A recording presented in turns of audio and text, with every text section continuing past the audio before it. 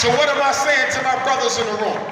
I'm telling you that whether you've been to jail, I don't care how many times you've been fired, I don't care what hell you went through growing up, I don't care what hell you've been through in life, you are still a black man, and don't let nobody take your manhood from you, black man. Unapologetically African alpha male. Don't ever let nobody take your backbone from you and take your manhood. Be a man under all circumstances. They want us to settle for this tutti frutti Don Lemon Obama shit. Look at Obama. This man went out of his way to imitate the social posture of white males, and they still don't like his ass. 7 years kissing white people's butts, and what did get Obama? Nothing. And now in his last year, he's trying to sign executive orders to make black people think I'm trying to help you before I leave office, and all the orders amount to a bunch of bullshit. He let a few black people out of jail. What the hell is it, 5,000 people when you got over 2 million in jail? Get the hell out of here with that nonsense. Then he got a Brothers Keeper initiative. So he gonna throw some money in the ghetto so you can do an after-school program. But you giving millions to Latinos and millions to white children. Look at all the money he done put behind the homosexual community, and we supposed to settle for a couple dirty pennies. But some of you Negroes ain't learned. Now you're running behind Hillary, like you ran behind Obama. I got Negroes running around talking about we gotta vote for Hillary because it ain't over yet. Black folks is down. Listen to me, Cleveland. Listen to me, Cleveland. Your mayor, your governor, your state rep, your U.S. rep, your state senator, your U.S. senator, your president, your lieutenant governor, your council person, your alderman will always sell you out until you understand how politics work. And what are you saying, Dr. Umar? I'm saying that y'all think the vote controls the money. The money controls the vote. Listen, if there's a good black brother or sister in Cleveland who you want to make the next mayor, you got to protect them from being corrupted. Because most black people ain't strong enough not to be corrupted. Have y'all sitting here, if somebody offered you the right amount of money, you would sell your damn soul. Let's be honest.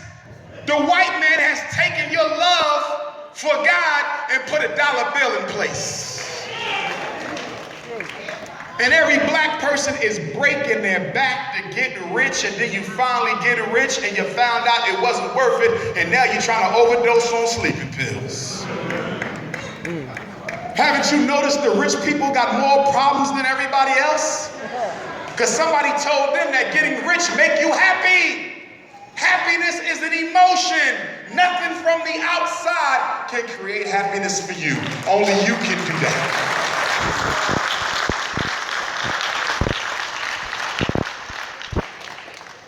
If you find a brother or sister you want to be mayor of Cleveland, you got to pull them into the room and say, listen, sister, listen, brother, how much money will it take for you to win this election against that incumbent? We want that white man out. We want you in, but we don't want you being financed by the Democratic Party. We don't want you being financed by Walmart. We don't want you being financed by none of the white corporations. How much money will it take for you to beat that damn white man? Because we're going to give you the money you need so you can stay independent and carry out a black agenda. And they say, well, let me add it up. I'm going to need newspapers. I'm going to need radio shows. I'm going to need a campaign office, campaign van. I'm going to need some postage to send out my flyers. I'm going to need some last minute TV ads. It's going to cost me $2 million to beat the mayor. And guess what? That's an investment that's worth it. Right. And you know what you're going to do, Cleveland? You're going to stop wasting all your damn money on Christmas gifts. Right. And black women, you're going to stop wasting all your damn money on weaves and shit. We're going to stop all that. And black man, you're going to stop wasting all your money on Timbs and trucks and shit, okay? And we're going to take all this money and we're going to finance them so when they get in office, they can do whatever the hell we want them to do because we the ones who pay for them to get there in the first place. That's how politics work. Have you noticed? Chinese people ain't running for mayor. The Arabs ain't running for mayor. The East Indians ain't running for mayor. The Koreans ain't running for mayor. Why they don't care about running for mayor? Because they understand, as John D. Rockefeller once said, that if you give me control over a people's money, I care not who makes the law, because they all will have to eat from me, because it is I who controls the economy. Control the money, forget about the vote. You think the mafia give a damn who's going to be the next president?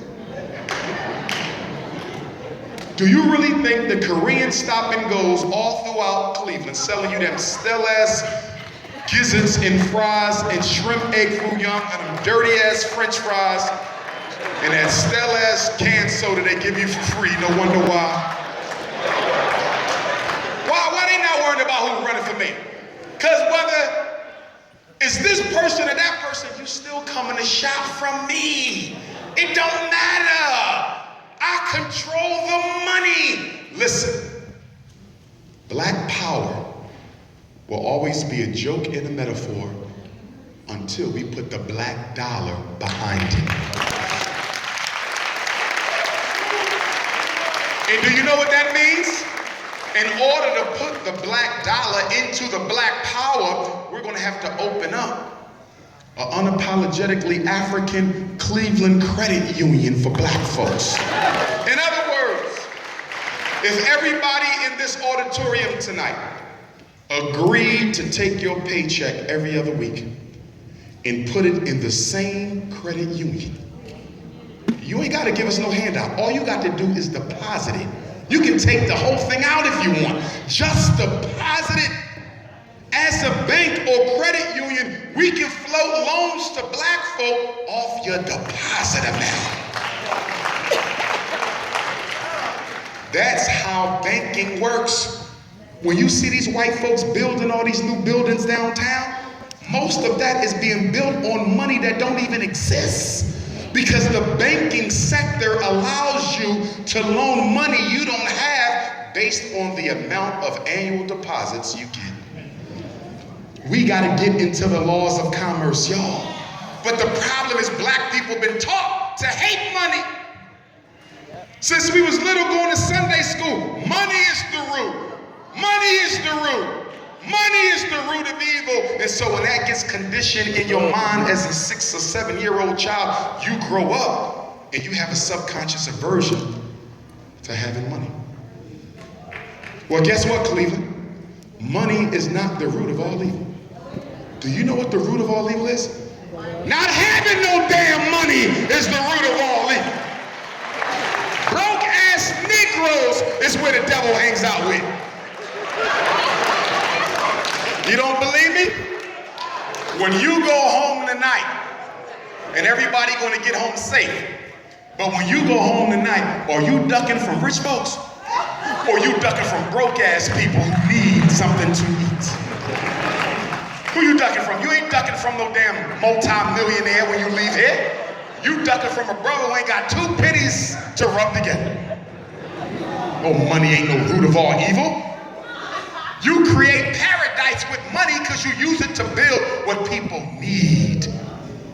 It's when you selfishly crave the money to satisfy your own personal lusts that it becomes an issue. Right. In this auditorium, we probably have about $2 million in annual income sitting here. That's how easy it is to fix this black problem. You got $2 million in here. Probably more if we throw in the weed boys. And the bootleg DVD boys. Probably about $5 million in here. If you put all that money in the same place, guess what? We have enough money to finance that sister's daycare. We got enough money for that sister to pay for her son to go to college. We got enough money for that brother to open up a bunch of barbershops to train black boys how to cut hair. If we do it together, we can get it done. But whatever you do, Cleveland, don't buy into what the white man would have you believe. He gets on the television and says, we don't know what's wrong with these Negroes. They've been out of slavery for 150 years and they still don't have nothing. But the Chinese been in Cleveland for 5 years. Look at all the businesses they got. The Arabs got here last night. They got 5 gas stations already. They got every gas station in Cleveland. East Indians only been here. Look at what they got. You know why these other ethnic groups come to Cleveland and do better than you? It ain't just because of your self-hate. That's a part of it, but that ain't it. They come to Cleveland with a line of credit from their native bank. They show up from China with $2 million to invest.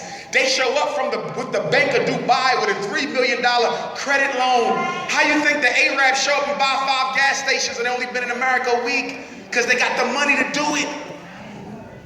And then when you go to the banks in Cleveland, you go to Chase and you go to Bank of America, you go to Wells Fargo, you say, hey, I need a business loan. You know what they give you? A small business loan.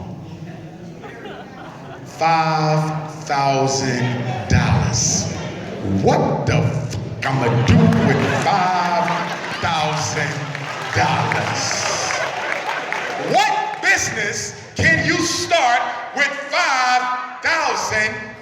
Don't get me wrong, you can take it and flip it and do some things with it. But the Arab got 2 million. The Chinaman got 3 million. The East Indian got $1.5 million. And they gave you $5,000. You know what they gave you that for? So you could go open up a penny candy, ghetto-ass water ice stand in the middle of the ghetto. Some damn jellyfish and shoestrings and annihilators and shit. Hogs and water ices. Cheese pretzels and sausages at the Little League game. Here you go, poor black people. Get some hot dog rolls. What the hell I'm gonna do with $5,000? Open up a damn dollar store? But guess what? When you go to the bank and ask for $150,000 for the mortgage, you get that one. When you go to the bank and say, I need $100,000 to send my son to the University of Ohio, you get that. You say, hey, I'm trying to get this new Mercedes-Benz, $75,000. Bring me 3 pay stubs. You got it. So let me ask you a question, please. Why do you get the student loan? Why do you get the house loan? Why do you get the car loan? But you can't get the damn business loan. You know why? Because giving you that car loan is an investment in me. Because cars depreciate their value over time. So I know that after 5 years, that Benz ain't worth half of what you paid for. But you're still going to owe me. And because I know I gave you a car loan when you really couldn't afford the note, you ain't buying this car. You are renting this car from me. And after 3 years, I'm gonna come and take it the hell back, rims and all. And I'm gonna go find another dumb, silly sucker in Cleveland to lease it out to again. And I'm gonna do this to 10 silly Negroes. And before you know it, I done paid for this car 10 times over, and I still own it. The mortgage, the same thing. I'm going to give you a 30-year. Who the hell wants a 30-year mortgage? I'm 40 years old. That means I'll be 70. What the hell I want with a 30-year mortgage?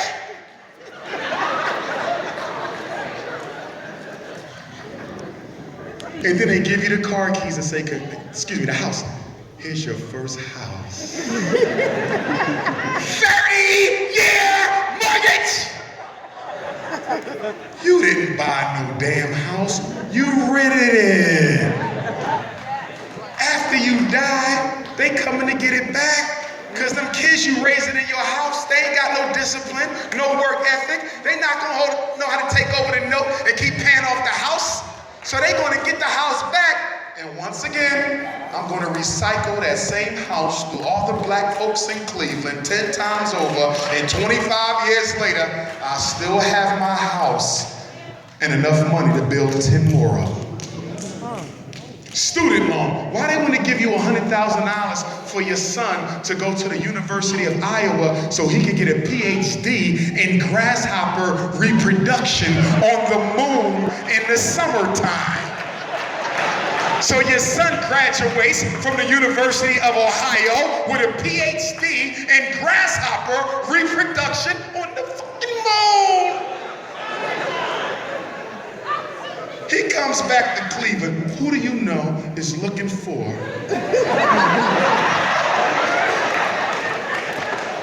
And guess what, Cleveland? This is your problem.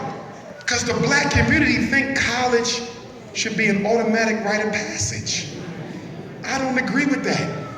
I have 2 little daughters and they're not automatically going to college unless they got a good reason and that I raised them with enough discipline to finish. Right. Listen, University of Ohio, Ohio State, Cleveland State, they will offer you 100-degree programs. Choose any one of these 100. But guess what? Only 20 of them mean something. The rest of them are nonsense degrees that they make up to pimp black people's desire to improve their education. Do you know that there's 2 million African Americans right now in this country with master's degrees and doctorate degrees who cannot find a damn job? How many of us in here struggling with student loan bills? And every time you pay the bill, the damn principal that got higher than what it was before.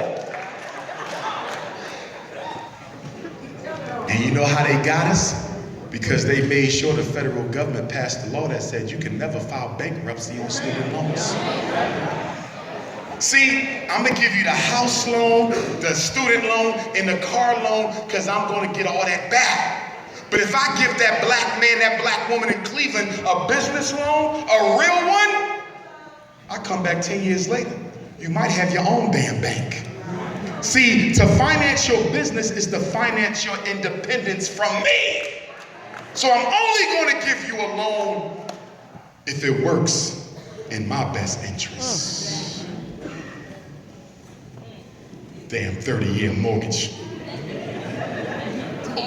Ain't no damn loan, that's a cemetery. Now I want to talk about Willie Lynch for a minute.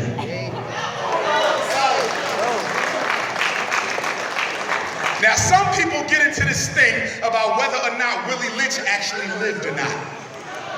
I don't care if he did or not. The science of the Willie Lynch letter is 100% valid. Some of you are Christian. Nothing wrong with it. But when you read the Bible, and if you take the Bible literally, you'll miss the whole message. Most of the stories in the Bible are not historically accurate, but they're still beneficial because the story was created to teach a profound spiritual truth. As African people, we invented the art of storytelling to communicate the truth. So I don't want to get into this, did Willie Lynch live? Because some of you Negroes, all y'all want to do is debate bull crap. Who's better, the Nation of Islam or the Gaza Nerves? Who's better, the Hebrews or the Moor? Who's better, the Nawapians or the Socialists? Who's better?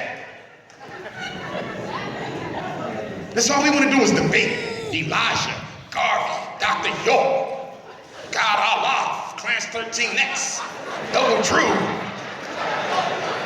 I don't want to waste my time arguing over dead men. They not here. I am. What the hell are we gonna do? What you worried about them? They gone. They gone.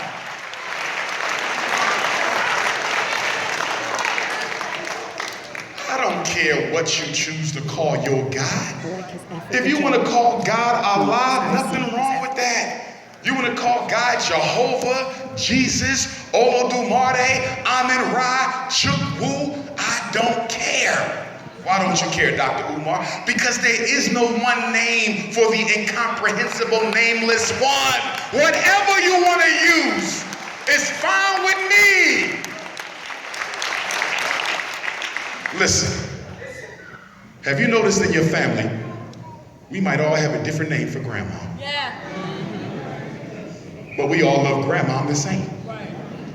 The name you call grandma is something that resonates with you based on your relationship with grandma. You might call her Big Mama.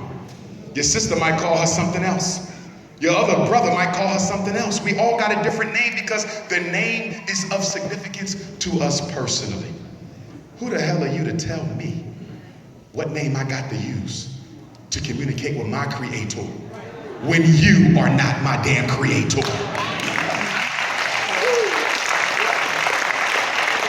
Same thing goes for what we want to call ourselves.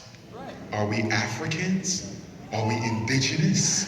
Are we Hebrews? Are we Moors? Are we Nawapians? Are we Christians? Are we aliens and shit? Some of y'all done lost your damn mind. I met a Negro in New York. He said, I'm not even from this galaxy. Damn! Somebody get this man some damn Ritalin. Give a damn about no other planet. Negroes wasting my time. You know we're not the only people. There's aliens who live under the earth. If you drill 250,000 feet deep from Hawaii, you will see green people with two arms and 10 legs. I don't give a shit. Are they going to help me fight racism? Leave their ass down there. What I care? They going to have a fish fry? What the hell you telling me about the aliens in the earth for? Wasting my damn time. Black people love to waste my time. Listen, there's a lot of stuff we can know about, but is irrelevant to our current predicament. There's a lot to be learned about aliens and rocks and trees, solar systems. And some of you spiritual people, y'all need to chill out because y'all getting kind of psychotic with that shit. One of the biggest problems we got in Black America is escapism. Everybody think you can run away from your problems by doing some one little thing. Our problem is multimodal and multi-systemic. There is no magic bullet to fix it. You need all the bullets. But some of y'all think if we all become Christian, our problems will go away. Do you realize the white man used Christianity more than anything else as a weapon? How the hell that's gonna go away?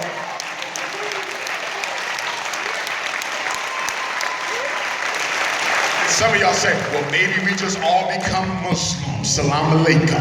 Well, guess what? I was raised Muslim, and they not solving no problems in the Orthodox Sunni Muslim community. Oh, hell no. I live in Philadelphia. We got more Muslims than any other city in America.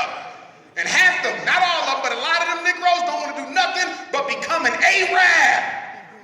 Roll my pants up, dye my beard, learn Arabic, eat Arabic food, wear Arabic clothes. Wait a minute now, you mean to tell me I gotta assume somebody else's culture to worship my Lord? Why the hell I got to be somebody else to have a relationship with God? Negroes dressing around like they living in the desert or some shit. Ain't no damn sandstorms around here. What the hell you got on? Halloween ain't till October 30th. Your ass ain't no Arab. You's a black man. Come on, come on. Muhammad ibn Abdullah, peace be upon him, said it himself. He said, give the people the religion. Do not take their culture.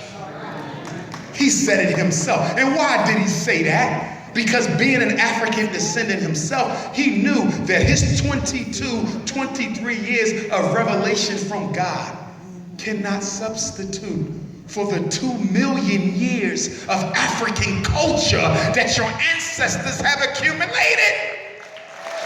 You think I'm gonna give up 2 million years of African culture for 1,500 years of Islam? 2 million years of African culture for 2,000 years of Jesus? Would you give up 1,500 for 2 million? Nothing wrong with your religion. Be a Muslim if that's you. It's beautiful. You a Christian? Follow the Bible. I don't take issue. Pan-Africanists, we believe in freedom of religion. We just ask that whatever your religion be, let it serve your people's best interests.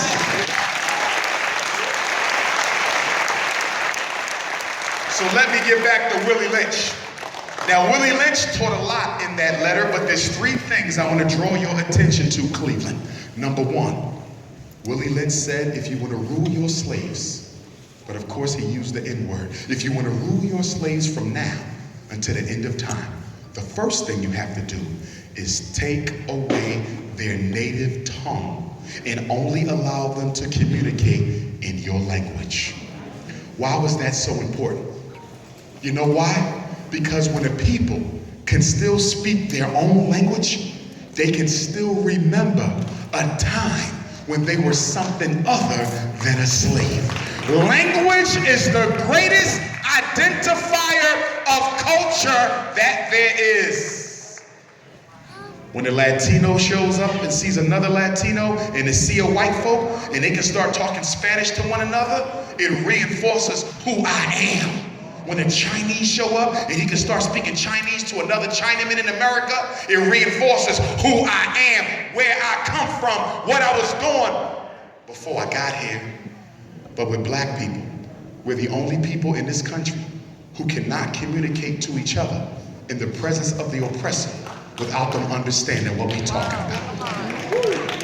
You notice how when you go to the Chinese store, when they want to start talking about you, they switch the dialect. This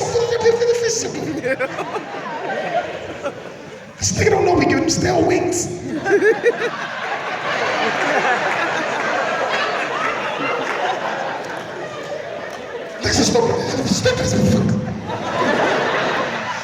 You see that? Everybody can code switch except us. This is why they want your child to speak standard English in school. We don't want no slang, no street tongue. Only speak. That ain't about no damn academics. They're not teaching nobody a damn thing. That's about making sure they can always understand what the hell you up to. That's a slave management strategy. But guess what? I got some news for you, Cleveland. And some of y'all not gonna like this, especially the bourgeois niggas in here. They really can't stand it. We don't understand him. He has all those degrees and he just wants to make trouble. Listen, your black child does not speak English anyway. Your black child speaks Niger, Congo, West African dialect. The only thing your son borrows from the English language is his vocabulary. Oh, you wasn't aware that language has a syntax, language has a structure, language has a grammar, language has a tense, it has a philosophy, language has a rhythm, and language has a vernacular. The vocabulary words are the vernacular, and that's only one piece of the language.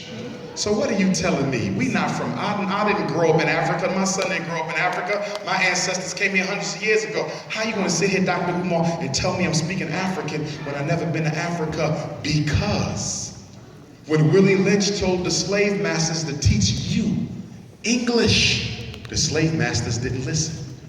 They forbade you to get an education. They said, if we catch you learning, we will kill you, castrate you, hang you, or maim you. So by preventing black folks from learning the King's English, they help you preserve your own language. And to this day, when you talk, you are talking Ebonics, black sounds. You don't talk English. Now, I know some of you like, that's a bunch of bullshit. So I'm about to break it down even more. Let me give you some differences between English and African language. And for those of you who go with me to Africa this summer, you will observe it on your own that Africans talk just like you. The only difference between them and you is they use African vocab and you using your slave master's vocab. What's the first difference between African language and white language? African, West African languages do not have long consonant endings on their words. White people have strong consonant endings in European language. Let me give an example. White folks to say, we are getting ready to have supper with the Thompsons this evening. Are y'all following me? Consonants at the end of words. That is unique to most European language. French, Spanish, Italian, English, don't matter. African language, we don't have consonants. Most of our words end with vowels. And so the words don't come to a complete stop before you begin the next word, as you do with white people. We are going to. That's not African. Our language is rhythmic and it ends in vowels. So instead of saying, we are getting ready to have supper with the Thompsons, we say, we fixing to get something to eat. You see that? No consonants at the end of the words, and all the words blend together. That is the way African people talk. It is not broken. I'm still good. It is not broken English. Let me give you another difference between African language and European language. European language is about communication of what was said.